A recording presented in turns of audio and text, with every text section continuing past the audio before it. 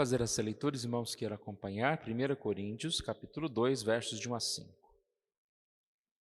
Eu, irmãos, quando fui ter convosco, anunciando-vos o testemunho de Deus, não fiz com ostentação de linguagem ou de sabedoria, porque decidi nada saber entre vós, senão a Jesus Cristo e este crucificado.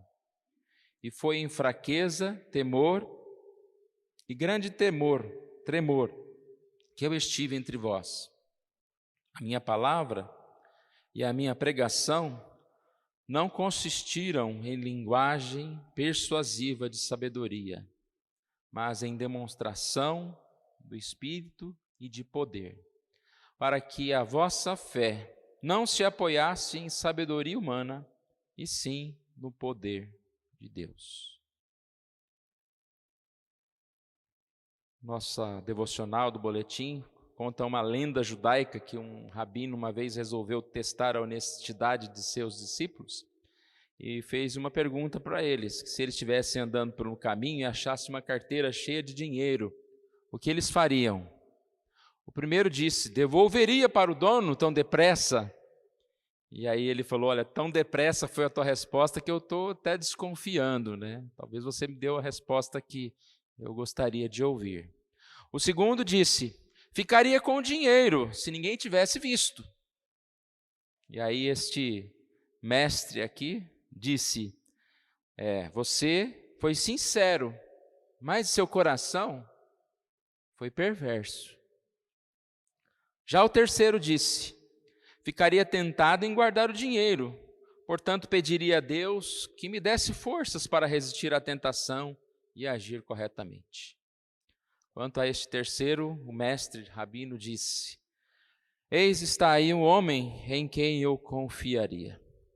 Eu ressaltei aqui que é interessante que o homem que ele mais confiou não foi aquele que disse: não, eu não erraria nunca, eu devolveria a carteira, mas foi aquele que honestamente disse: olha, eu seria tentado a pegar essa carteira, mas eu devolveria porque não está certo, não está certo isso. E nós percebemos que nós muitas vezes nos relacionamos com as pessoas e a nossa tendência é ser como talvez o primeiro, que tenta falar uma palavra que agrade ao outro, aí nós, dependendo com quem nós estivermos, nós vamos dar uma resposta diferente. E isso é muito comum quando alguém nos pergunta alguma coisa assim direta, né? E aí, tô bonito, né? Você vai falar: não, tá feio, né? Você vai: não, tá. Você responde aquilo que a pessoa quer ouvir, mas isso não pode ser assim em relação a algo que não é correto. Este segundo homem também é um homem muito comum, uma pessoa muito comum, que se diz sincero: não, eu ficaria com o dinheiro e tem que ficar mesmo, quem mandou perder a carteira, presta atenção nas suas coisas. Este esquece que não se basta sinceridade, mas temos que analisar o que é correto ou o que não é correto. E o mundo está cheio de pessoas sinceras, pessoas que fazem aquilo que acham bem feito, né? A moda é essa, né? O que você quer, o que você gosta, faça desse jeito. Cada um tem que fazer o que quer, mas o que quer. Se é errado, eu tenho que matar, crucificar esse meu querer, porque eu preciso buscar o que é correto, não o que eu quero. Esse terceiro homem deve ser como cada um de nós, que pensa, analisa, não o fato em si, a carteira, o dinheiro, o que ele pode fazer com aquilo, mas ele analisa o que é realmente correto, o que é melhor, né? O que é bom, o que eu devo realmente fazer. Nós assim devemos agir, como esse terceiro discípulo que rejeitou a sua vontade, rejeitou aquilo que ele tinha como desejo, mas sabia que não era correto. Nós podemos e devemos pedir sabedoria a Deus para discernir as demais situações da vida e para tomar a decisão correta. O texto que nós lemos, ele fala de Paulo. Paulo viveu em sinceridade e se apoiou em Deus. Eu separei esse texto porque ele é exatamente um texto muito bom em relação a alguém que toma posições a respeito da verdade, a respeito daquilo que ele precisa fazer e não aquilo que ele deve fazer para agradar o outro. Aqui nós vimos que Paulo falou algo que ele tinha convicção, algo que ele acreditava, mas ele falou com simplicidade. Então ele diz aqui, 1 Coríntios 2, no verso 1, fui ter convosco anunciando-vos o testemunho de Deus e não fiz com ostentação de linguagem ou sabedoria, porque decidi não saber, ou nada saber entre vós, senão a Jesus Cristo esse crucificado. Paulo tinha uma missão, eu preciso anunciar o Evangelho. E o Evangelho está centralizado na palavra, na morte de Cristo na cruz, na ressurreição, na verdade do Evangelho. Nós vemos muitas pessoas que acreditam que para anunciar o Evangelho tem que impressionar os seus ouvintes, tem que chamar atenção para si, para a sua inteligência, para a sua forma de demonstrar o Evangelho, quando o Evangelho não precisa de ajuda. A palavra de Deus é verdade. A nossa convicção é importante, a palavra é importante e não a retórica, não aquilo que vai atrair as pessoas, mas o Evangelho que precisa ser anunciado. Tanto que a gente pode se alegrar e ser abençoado com uma mensagem de uma pessoa mais intelectual, também com uma pessoa mais simples.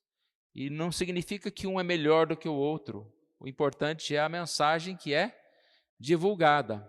Isso se aplica em relação à vida, às demais questões da vida.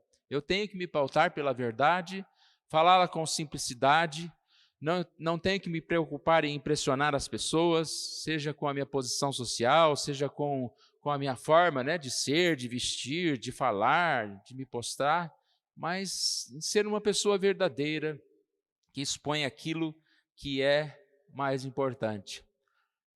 Hoje, muitas vezes, as pessoas precisam mostrar-se fortes, mostrar-se convictas, inteiramente convictas nelas mesmas, na força delas. E nós sabemos que o cristianismo é diferente disso. Nós nos apoiamos em Deus e quando nós tentamos dizer que nós somos alguma coisa, nós estamos indo por um caminho difícil, o caminho da vaidade, o caminho da mentira e um caminho que tem um fim assim complicado, né? Logo nós vamos perceber que nós não temos essa força toda, porque até aquele que acredita que está fazendo alguma coisa por si mesmo, é Deus que está ajudando. Sem Deus ninguém faz nada. E Paulo diz aqui, foi em fraqueza, verso 3, temor e grande tremor que eu estive entre vós. Em fraqueza, temor e tremor. A gente fica pensando, né? Paulo devia ser aquele pregador maravilhoso, que nem precisava preparar nada, que falava todas as coisas com facilidade. Claro que Paulo tinha facilidade, mas a facilidade que ele tinha vinha do poder de Deus, da comunhão que ele tinha com Deus e da sua intrepidez, ou seja, da sua coragem. Coragem nada mais é que enfrentar a fraqueza, enfrentar o medo. Só tem coragem quem tem medo. Porque se você não tem medo, você não tem coragem nenhuma. Que coragem é essa? Que não precisa enfrentar dificuldades. Então Paulo diz que ele foi em fraqueza, em temor, em grande temor que esteve entre eles. Mas ao mesmo tempo, a preocupação dele não era em agradar ou em falar palavras bonitas. Pensa aqui nessa época de aqueles filósofos, e ele tinha qualidade, condições de impressionar as pessoas com a sua cultura, mas ele diz, a minha palavra e a minha pregação consistiram em linguagem persuasiva, não consistiram em linguagem persuasiva de sabedoria, mas em demonstração do Espírito e de poder. Do Espírito e de poder. Então, quando nós nos dispomos a fazer qualquer coisa, e a nossa orientação para a decisão é o Espírito Santo, é o poder de Deus, as coisas vão mudar. Nossa forma vai ser diferente. Nós vamos convencer muito mais. Nós vamos fazer aquilo pelo qual nós somos chamados. E Paulo deixa claro aqui. Por que tem que ser assim? Versículo 5. Para que a vossa fé não se apoiasse em sabedoria humana, e sim no poder de Deus. Aqueles que ouviram a mensagem, quando eles depois de muitos anos, lembrassem da sua conversão, eles iam lembrar não de um pregador famoso, não de um homem que chegou lá e falou coisas lindas, mas eles iam lembrar do poder de Deus, da ação do Espírito Santo de Deus, daquilo que Deus falou com eles. E assim deve ser a nossa vida. O único poder que Paulo destacou foi o poder do Espírito Santo. O poder da mensagem estava na palavra que ela carregava, que é a mensagem de Cristo, a mensagem do poder de Deus.